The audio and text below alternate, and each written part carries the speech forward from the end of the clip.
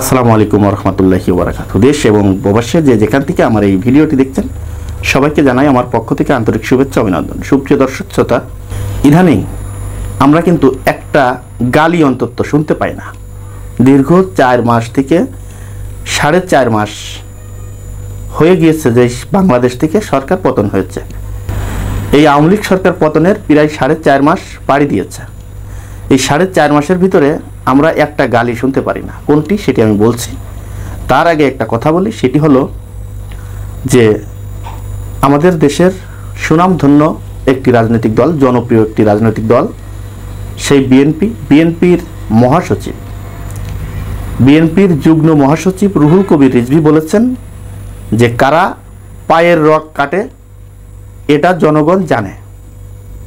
এই যে কথাটি রুহুল কবির রিজভী বলেছেন, এই কথাটি ঠিক এই সময় সরকার পতনের 4.5 মাস বয়সে আমাদের বাংলাদেশ নিয়ে বিশাল ষড়যন্ত্র চলছে। আপনারা দেখেছেন যে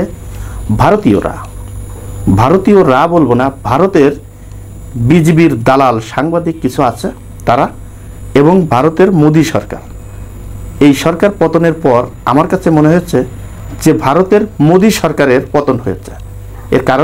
এর কারণ হচ্ছে বাংলাদেশে এই মোদি সরকার শেখ হাসিনাকে দিয়ে যা করতে বলতো শেখ হাসিনা সেটাই করত। এখন ডক্টর ইউনূস সরকার আসার পর এই মোদি সরকার কোনোভাবেই বাংলাদেশে কোনো কিছুই করতে পারছে না। এই মোদি সরকার এই ইউনূস সরকারকে দিয়ে কোনো কিছুই করতে পারছে না, তাই তাদের গায়ে জ্বালা বেশি। তারা বিভিন্ন ষড়যন্ত্র করছে আমাদের বাংলাদেশ নিয়ে। আপনারা দেখেছেন যে শেখ হাসিনা পতনের পরই এই ফারাক্কা, টিপাই মুখ, এই যে যত বাঁধ আছে সব কয়টা বাঁধ ছেড়ে দিয়ে বাংলাদেশে বন্যায় তলিয়ে দিয়েছিল। আপনাদের মনে আছে? এই মোদি সরকার রাগ ক্ষোভ মিটাতে না পেরে বাংলাদেশে পণ্য রপ্তানি বন্ধ করে দিয়েছে। চিন্তা করেছিল যে বাংলাদেশে পণ্য রপ্তানি বন্ধ করে দিলেই কেবল বাংলাদেশ শিক্ষা পাবে, এই শেখ হাসিনাকে আবার যাবে জনগণ। কিন্তু আমাদের দেশের বর্তমান অন্তর্বর্তীকালীন সরকারের প্রধান উপদেষ্টা ডক্টর মোহাম্মদ ইউনূস সাহেব, তিনি একজন অভিজ্ঞ এবং একজন নম্র, একজন ভদ্র একজন মানুষ, আন্তর্জাতিক একজন খ্যাতিসম্পন্ন মানুষ। তিনি কিন্তু আজকে বাংলাদেশে বিভিন্ন রাষ্ট্র থেকে, একমাত্র ভারত ছাড়া বিভিন্ন রাষ্ট্র থেকে পেঁয়াজ, আলু, রসুন, সয়াবিন তেল বিভিন্ন রাষ্ট্র থেকে কিন্তু আমদানি করছে। আর করছে বিধায় বাংলাদেশে কোনো জিনিসের কিন্তু সংকট নাই, বরঞ্চ আগের থেকে দাম অনেকটা কম।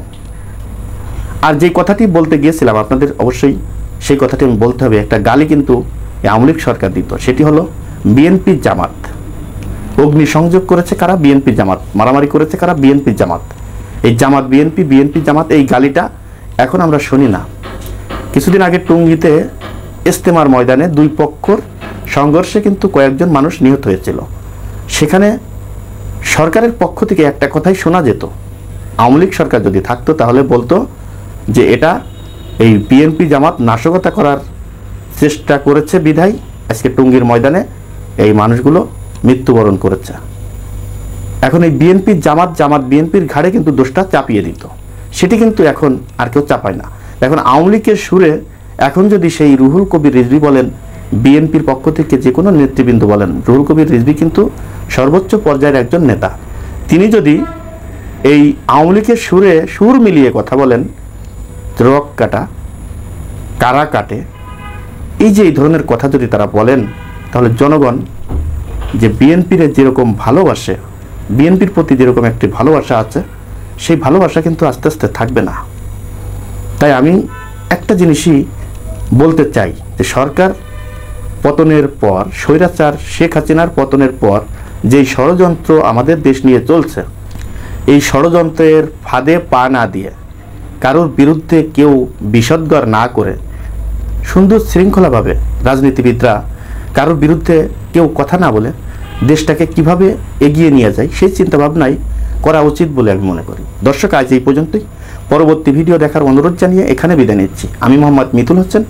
আসসালামু আলাইকুম ওয়া রাহমাতুল্লাহি ওয়া বারাকাতুহু।